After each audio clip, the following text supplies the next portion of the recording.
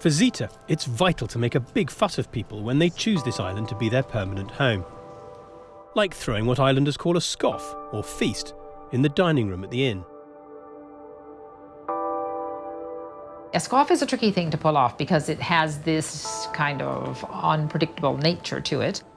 But we still want to do it in a way that has the precision that we have fought so hard to accomplish. Yeah, this one needs turning around. 1, 2, 3. It's only right that Giles and I pitch in to help with preparations.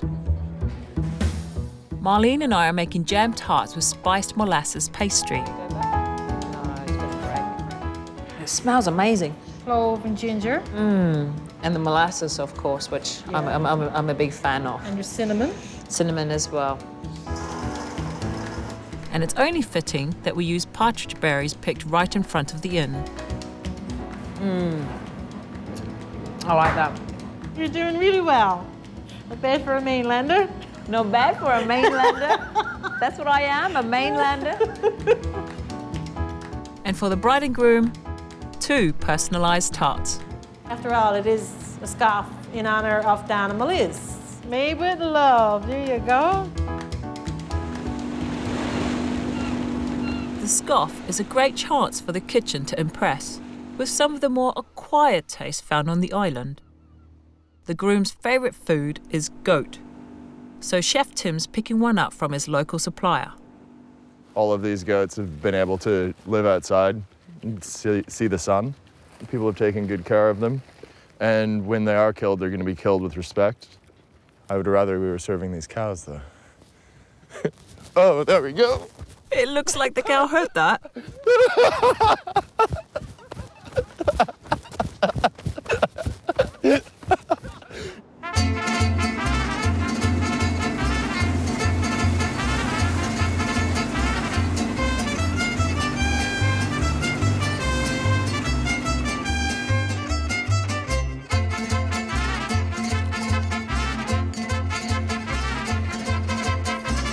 The kitchen has pulled out all the stops to put all things Fogo on the menu. This is your beautiful goat. We've got a goat.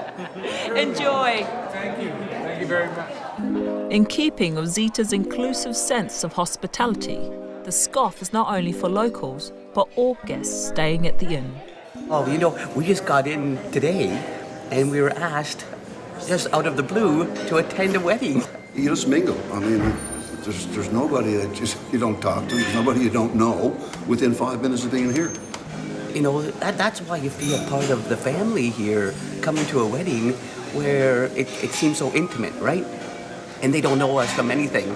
And so it's so neat. It is so neat. Spectacular. Yeah. Congratulations. Thank you, Marlene. Here are a couple of molasses jam tarts that Monica and I made for you both. Enjoy. Thank you so much, Marlene. Arne is continuing the annual ritual of building a seasonal hotel. This 27th incarnation is known by workers as the 27, and we're going to help. Perhaps surprisingly, it's not made of ice blocks alone. The superstructure is built out of a substance called snice, which is made using the snow throwers normally used in ski resorts. The snice is actually water. It goes through this snow cannon, and the snow cannon produces small ice crystals with air in between. So it's white as snow, but stronger than snow, but softer than ice. When the snice freezes, it sets like concrete. So it's the perfect building material for us. The arches, that's the frames which we use for the building. We put them up in a line, in sections. Then we throw the snice onto them until we have a thick cover.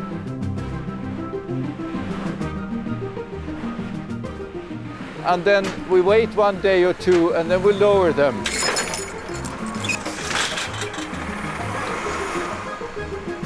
And pull them out with a tractor, because they are on skis, so they can be moved. Like a tunnel of opportunities. It takes 10,000 tons of snice and ice to build the main structure of the hotel. Only once it's ready can work on the 35 bedrooms begin.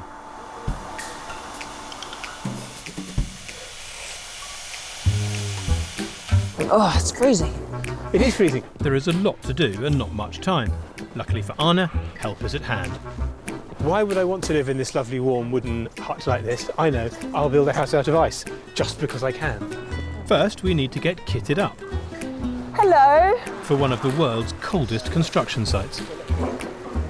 We need you, you know, because it's quite a lot. We still got quite a lot to do until we open. There's always things to do. You'll be able to tell I'm a builder because I'll always be on a coffee break, and nothing will get built. Just to run around with the other builders. Sorry, love, not enough time. Yeah. 2 pair of shoes here, probably. Okay. Awesome. Giles and Monica's. Thank you. Like a steel cap. All right. Protection. If you get an ice block on your feet, you know that's not very No. nice. If these ice blocks, they're about 2 tons.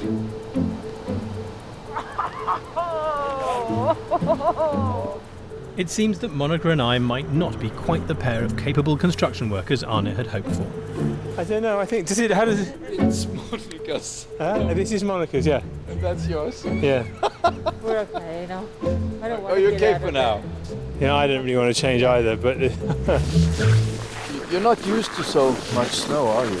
Yeah, we get a scattering in January, usually a couple of days. Often it can be half an inch. It's lethal. We are not the only rookies on this building site. Of the 31 artists tasked with designing and sculpting rooms, 20 have never worked here before. We got artists from Hong Kong, Japan, Iran, England and all over. For some, it's their first time working with ice. It's so different to be here. They could be big city people sitting in an office working on a computer and digital design. They are very skilled, but here it's really practical. And so for them, I think it's a challenge, but also an inspiration.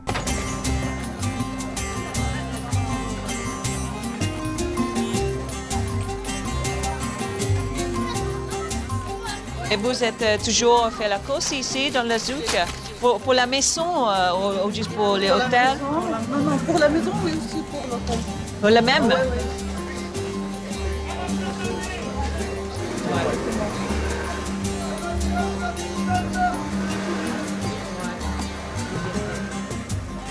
Ouais. À l'intérieur. Oui. Ici, juste pour les touristes. C'est vrai?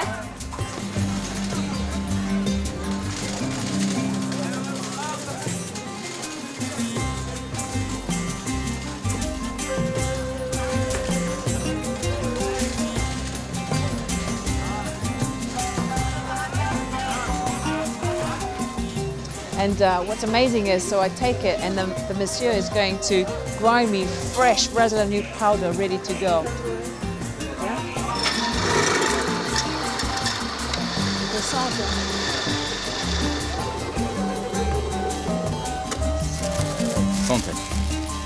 Oh, c'est incroyable. Look what I got. I'm so happy. Fresh razalanut, you know, it's still warm.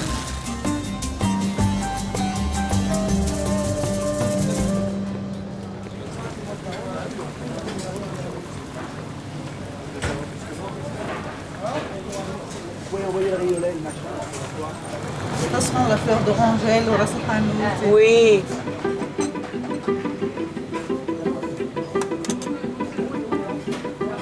I had never used this much butter in one dish.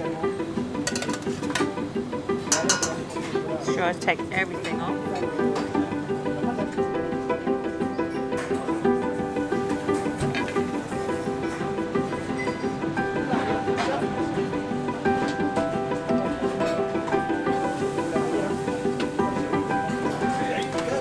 My senses are just being set on fire with the spices that are going into this dish.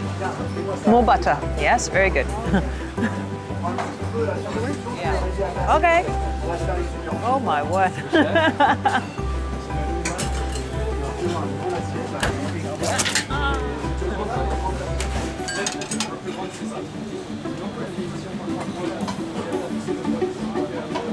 I've had to film it because people won't believe how much sugar has gone into this pastilla. I can't wait to try it. Giles is missing out.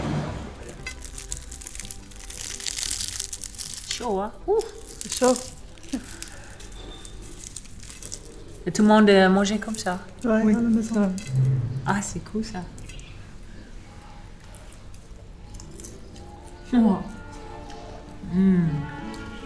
That is incredible. I'm very honored to be taught by the masters of pastilla here in this very kitchen. And this is how they eat it. So the whole family sit down and everyone gets in with their hands and you just take a bit of the pastilla and drink your tea with it. A wonderful way to enjoy such a dish. This is Roque's latest project, a jungle cable car called the Dragonfly. Gondola baskets float for almost a mile through the reserve's treetops at heights of up to 200 metres from the ground. Some experts suggest that it's up here that around 70% of life in the forest is found, and this gives guests a unique opportunity to catch a glimpse of it. That looks kind of exciting. That looks like Jurassic Park, doesn't it? I feel like we're going to get in this gondola and there's a huge bird is just going to come and take us out. A pterodactyl. Pterodactyl, there you go. Today, we'll be helping Operations Manager Mark carry out vital safety checks. It has to be very smooth, it has to be very safe, it has to be very comfortable. And to do that right in the middle of nowhere is a real challenge. Oh my word. Yeah. This is so cool. I could stay out here all day. I just wish my daughter was here with me. She'd love it. If Roque thought it was tough to build the hotel without impacting the environment, it was nothing compared to constructing a mile-long jungle ski lift. He had to find a way to put this system somewhere in the middle of the Mashpee Reserve without having to cut down trees. This extraordinary feat of engineering took 4 years and $3 million to complete, employing a crew of 20 and using over 1,000 tons of concrete. Right. Woo! Can you imagine just going, whoa, zip down there? I mean, it's beautiful, amazing thing. It's just really terrifying. I mean, really terrifying. If you have any sort of imagination, I don't see how you can think about anything except the twang of the cable snapping and the whole thing plummeting down to the thing, smashing through the trees and the twigs and the branches, and bam, and hitting the deck, and then waking up with your limbs all broken with a panther eating you. That's probably not going to happen, but there does have to be a rescue procedure in case of power failure. And there is. It's called a rope. The thing is that you never know what can happen. Better be safe than sorry. That's high. Staff members take turns to test the escape drill, but today, that dubious honour has fallen to one of us. It looks quite a long way down. It's certainly, if you fell out of this thing, you would die. I'm just too scared, so I'm not going to do it. I reckon I'm being quite brave by staying up there. With Giles bravely opting to keep my seat warm, it's my turn to take one for the team. Well done, well done. Okay. Oh! Don't look down. Don't look down. Yeah, slowly sit back.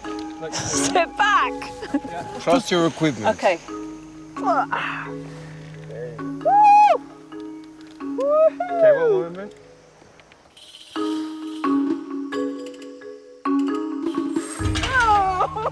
Oh, don't do that! Woohoo! This is so cool!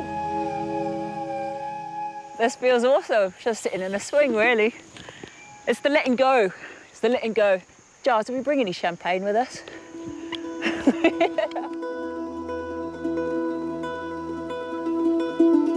This isn't just thrill-seeking. It's a drill that has to be tested regularly. That's so awesome. Can we do it again? Oh, wet foot. Look at the crab. Yeah, a lot of crab. Wow, fantastic. Although I work with fish every day, sometimes I'm upset by what I see in fish markets. Oh my God, look at all the stingrays. I dive and they go above you and they're literally smiling as they're going. You look at them when they're being killed and their mouth just goes into this frown. It's so sad. Some species of stingray are under threat due to overfishing. as are some of the other fish here. This is a red grouper. Yeah, this is red grouper. Red grouper is so rare.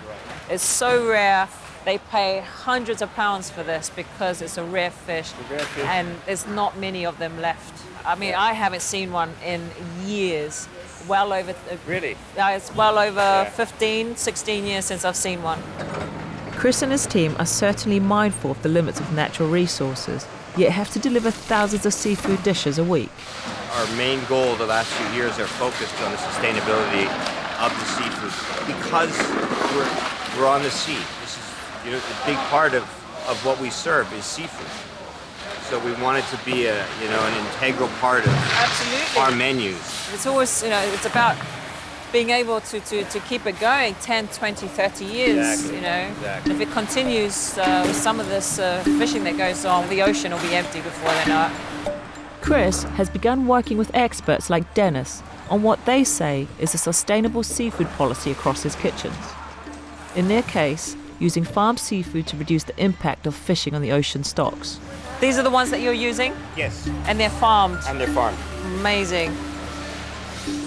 We want to make sure that we're really being responsible for the environment. We're being responsible for our own livelihood here in Singapore, and we want to grow that future.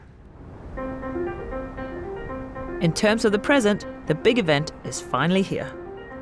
1,400 people are about to arrive for the VIP banquet, involving 8 intricate courses, some of which will involve seafood from the market.